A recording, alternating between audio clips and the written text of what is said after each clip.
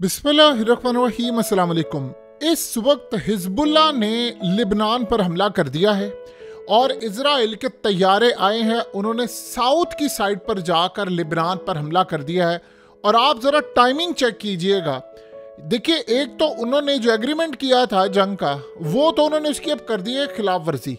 लेकिन जो सबसे बड़ी डेवलपमेंट हुई है वो ये है कि हिजबुल्लाह के जो फाइटर्स इजराइल की फौज के साथ लिबनान में लड़ रहे थे, वो इस वक्त शाम में पहुंचे हैं और ये एलीट फोर्स के उनके कमांडोज पहुंचे। जैसे ही वो शाम में पहुंचे हैं, उन्होंने देखा अच्छा अब मैदान काफ़ी हद तक खाली है, अब हम वहां पर स्ट्राइक कर देंगे। क्योंकि जाहिर सी बात है, जब वो स्ट्राइक करेंगे तो इस सूरत हाल में हिजबुल्लाह भी पलट कर वार करेगी। जब वार करेगी तो जंग छिड़ जाएगी और उसके बाद उनकी फौजें वहां पर जाएंगी। तो अब तो उन्होंने काम ये कर लिया है कि बागी जो है, उन्होंने ईरान पर, हिजबुल्लाह पर उनकी सप्लाई लाइन काट दी है।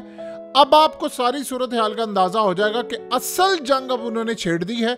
और ईरान ने इसीलिए वाज़िया किया है, रूस ने वाज़िया किया है कि ये जो जंग है ये अब फिर शाम तक नहीं रहनी, ये तुर्की में भी दाखिल होगी। उन्होंने कहा कि अब ये नेबर कंट्रीज का खेल खत्म होगा, फिर उसके बाद जॉर्डन में भी जानी है, फिर इराक में भी जानी है, फिर उसके बाद लिबनान में भी दाखिल होनी है। तो तुर्की को उन्होंने बड़ा क्लियरली बता दिया है। आप एक चीज, सारी चीजों को जरा छोड़िए, आपको एक ऐसी चीज दिखा रहे हैं, आपके रोंगटे खड़े हो जाएंगे, यहां से आपको चीजें क्लियर हो जाएंगी। देखिए, बशारुल असद कोई दूध का धुला नहीं है, उसने भी बड़े कांड किए हैं, बड़े लोग कहते हैं उनको मारा है और बहुत बुरी सूरत हाल की है, इसमें कोई दो राय नहीं। दुनिया के अंदर शायद ही कोई ऐसे लोग होंगे जिन्होंने काम ना किए हो। लेकिन बशारुल असद को छोड़ें आप, बात इस वक्त है इसराइल की कि इसराइल क्या चाह रहा है। ये जरा आप आर्टिकल देखिए, ये आज टॉप पूरे इसराइल में चला, पूरे इसराइल को छोड़े पूरे वर्ल्ड में चला है। टाइम्स ऑफ इसराइल का आर्टिकल है और उन्होंने कौन सा किया है, ये जो बागी ग्रुप इस वक्त जा रहे हैं, ये बागियों से उन्होंने इंटरव्यू किया। अब जरा सुनते जाइएगा कि उन्होंने क्या कहा।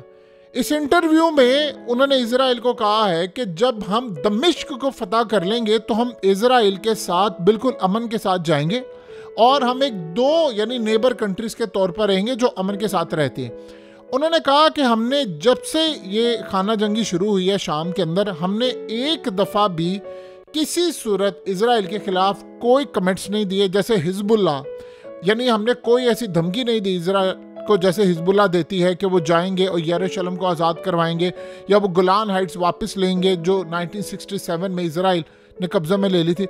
उन्होंने कहा कि हमने आपको कभी ज़िंदगी में धमकी नहीं दी, हमारा सिर्फ एक फोकस है, वो है बशारुल असद को ख़त्म करना और ईरान को ख़त्म करना और हिजबुल्लाह को ख़त्म करना। उसने कहा हम आपके साथ अमन के साथ रहेंगे और हम चाहते हैं कि अपनी इकॉनमी पर फोकस करें और इजराइल और अमेरिका उनकी एड हमें मिलेगी, जिसके बाद हम शाम को दोबारा रीबिल्ड करेंगे जो घर तबाह हो गए। आप हमें पैसे देंगे और उसके बाद होंगे, हम वो रास्ता नहीं अपनाएंगे जो ईरान और हिजबुल्लाह ने अपनाया है। और इस सूरत हाल के अंदर हम आपको बड़ा क्लियरली बता देते हैं कि अगर बशारुल असद को इजराइल ने यहाँ पर रहने दिया तो फिर याद रखिएगा इजराइल का अपना वजूद खतरे में पैदा हो जाएगा और इजराइल के बॉर्डर सिक्योर नहीं रहेंगे। लिहाजा अब इजराइल को फैसला करना है कि उसने कहाँ पर खड़े होना। अगर वो इसी तरह चलते रहने देना चाहते हैं तो फिर इजराइल अपनी तबाही का इंतजार करे। फिर उससे पूछा गया इंटरव्यू वाले से कि आप बताएं आपका इजराइलियों के साथ कोई राब्ता है, तो उसने कहा मैं इस बारे में कोई कमेंट नहीं करूंगा, कोई बात नहीं करूंगा। हाँ, लेकिन हम इजराइल के शुक्रगुजार हैं कि उन्होंने हिजबुल्लाह पर स्ट्राइक किया है, उन्होंने ईरान के इंफ्रास्ट्रक्चर पर स्ट्राइक किया है शाम के अंदर। और हम उम्मीद करते हैं कि जैसे बशारुल असद को घर भेजा जाएगा, उसको फारिग किया जाएगा, उसको उल्टाया जाएगा, तो इजराइल एक यहाँ पर यानी एक ऐसा फूल लगाएगा जो शाम के बाग के अंदर, जिससे इजराइल सपोर्ट करेगा शाम के लोगों को, इससे पूरा रीजन को फायदा होगा। शाम के जितने भी शहरी हैं वो चाहते हैं कि इजराइल के साथ हम सुकून के साथ रहें, जो कि बशारुल असद और ईरान के होते हुए मुमकिन ना था। सो लिहाजा हम ये चाहते हैं कि हमारे पास फाइटर्स बहुत ज़्यादा बड़ी तादाद के अंदर हैं। लिहाजा असद रजीम जैसे ही ख़त्म होगा, यानी बशारुल असद, तो हम फिर पूरी तरह इनके साथ मिलकर काम करेंगे। अब वक्त आ गया है कि इसराइल चुप करके पीछे बैठा ना रहे बल्कि मदद करे। और ईरान इस वक्त अपने फाइटर्स भेज रहा है इराक में, तो अब इस सूरत हाल में आगे बढ़कर इजराइल उन पर हमला करे ताकि हमारा रास्ता क्लियर हो। तो हम आपके साथ पूरी कैपेबिलिटीज के साथ काम करेंगे और हम आगे बढ़ेंगे। सो इस सूरत हाल के अंदर अब रास्ते बंद हो रहे हैं, चीज़ें बंद हो रही हैं।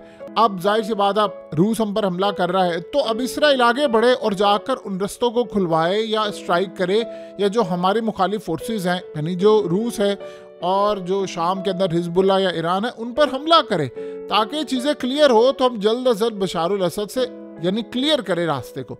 सो इस सूरत हाल में अब आप ज़रा अंदाज़ा कर लें कि क्या चीज़ें हैं, यानी इतना खुलकर अब आपको ये बात समझ आई है कि 423 दिन हो गए हैं, लोग चीख रहे हैं याह्या सिनवार, वो बेचारा इस दुनिया से रुखसत हो गया, मदद मांगते मांगते वो कह रहा था यार आओ लड़ने के लिए। इनमें से एक बाकी नहीं लड़ने के लिए गया, एक बंदा लड़ने के लिए नहीं गया, ये बात आप ज़हन में रखिएगा, एक बंदा नहीं लड़ने के लिए गया। वो कहता रह गया कि यहाँ पर लड़ो, ये वहां पर लड़ने के लिए जाते, ये गजा को आज़ाद करवा लो तो आप यकीन कीजिए सारी दुनिया इनके साथ खड़ी होती। उन्होंने तो ओपनली कह दिया भाई हमारा तो कोई लेना ही देना नहीं है इजराइल के साथ, तो हम तो सिर्फ इनको तबाह करने के लिए आए। देखिए बशारुल असद को कोई सपोर्ट नहीं करता, इसको आप रखिए साइड पर। असल कहानी है शाम वो ले रहे हैं। आप बताइए चाइना को बशारुल असद चाहिए? नहीं, चाइना शाम के साथ खड़ा हुआ है।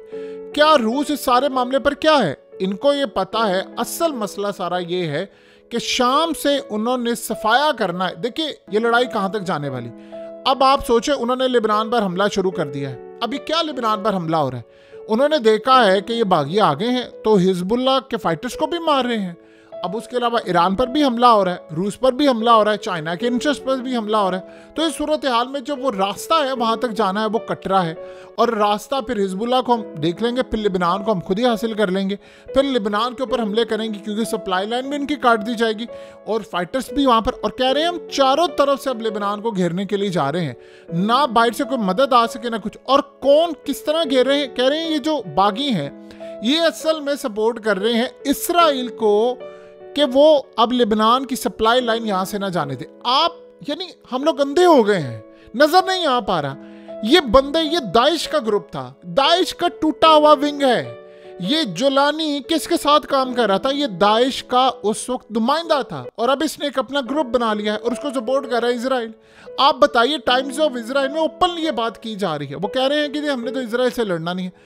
आप जो मर्जी के, जब कजाफी को हटाया जा रहा था आए थे ना उस वक्त भी लोग सड़कों पर। आज हाल देख ले कजाफी के जाने के बाद क्या हाल हुआ। वो चीखता रह गया था इन सारी शैतानी ताकतों को, वो कहता रह गया, उन सब ने मिलकर उसको रास्ते से हटा दिए। आप बताइए अफगानिस्तान का हाल कितना बुरा किया। वो तो अलग बात है कि यहाँ पर, लेकिन इस सारे मामले 15-20 लाख लोग मारे नहीं गए। इराक में हाल देख, एक एक करके वो सारे के सारे ममालिक। अब याद रखिएगा सिर्फ इस वक्त लेबनान खड़ा हुआ है या रूस खड़ा हुआ है या यमन खड़ा है या ईरान खड़ा हुआ है। अब आप सोचें लेबनान को ये खत्म करेंगे। प्लान इनका ये है कि हमने वहां पर कब्जा करना है। जिन्होंने प्लॉटिंग करके रखी हुई है लेबनान के एरिया की, बैरूत की, कि हम बैरूत में आपको बनाकर देंगे अपने लोगों का, इसराइली को, कि हम आपको यहाँ पर बिल्डिंग्स बनाकर देंगे। गजा के बीचेस सबसे महंगे बिके हैं, वहां पर कंपनीज ने सबसे महंगी बिल्डिंग दी है कि जी जो सबसे करीब बीच है हम वहां पर अपनी बिल्डिंग्स बनाएंगे। अब बताएं किसका लैंड था? इनकी जिम्मेदारी नहीं थी बचाने के लिए। अब जो सपोर्ट कर रहे थे उनको, ये उनको मारने के लिए जा रहे हैं। सब आप बताइए कोई रास्ता बाकी रह गया है? अब अगला मरहला क्या है? अगला मरहला इनका ये है कि इन्होंने यहाँ से जाना है, वहां पर जाकर हमला करना है। अब ये लेबनान को चारों तरफ से घेर चुके हैं और बागियों ने इनका काम कर दिया। वो बाकी यानी कमाल बात देखिए, वो इसराइल को कह रहे हैं कि अपने तैयारे भेजिए, मदद करें, हमला करें और ये काम करें। हम लोग इतने बेवकूफ़ हैं कि जब 2011 के अंदर शाम के अंदर उस वक्त ये लड़ाई शुरू हुई थी महंगाई की। देखिए बशारुल असद कोई दूध का धुला नहीं है, लेकिन असल में उसकी आड़ के अंदर फिर जो शाम का हशर हुआ है, बताएं शाम 2011 में पुरअमन था उस महंगाई के साथ, या आज है? 4 टुकड़े हैं इस वक्त शाम के और 5वां ये होने के लिए जा रहा है। जिसका जहां दाल लगा उसने वहां पर गवर्नमेंट बनाई हो। कोई गवर्नमेंट ही नहीं है शाम के अंदर, कोई हाल ही नहीं है पूरी तरह।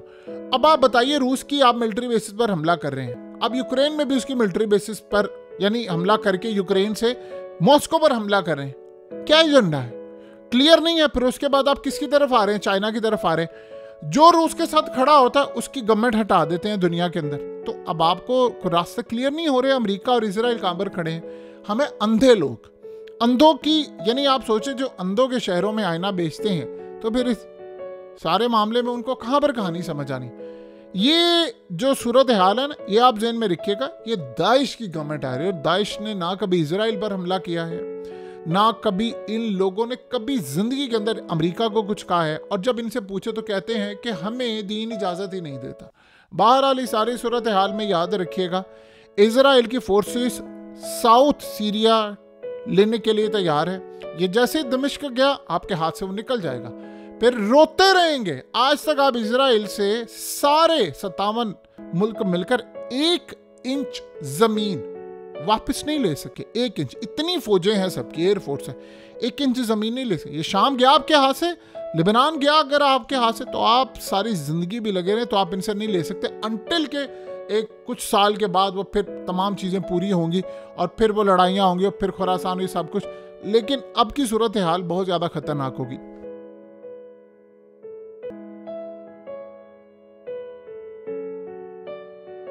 हकीकत टीवी को सब्सक्राइब करना मत भूलें, वीडियो को लाइक करें, शेयर करें और कमेंट सेक्शन में अपनी राय का इजहार ज़रूर करें।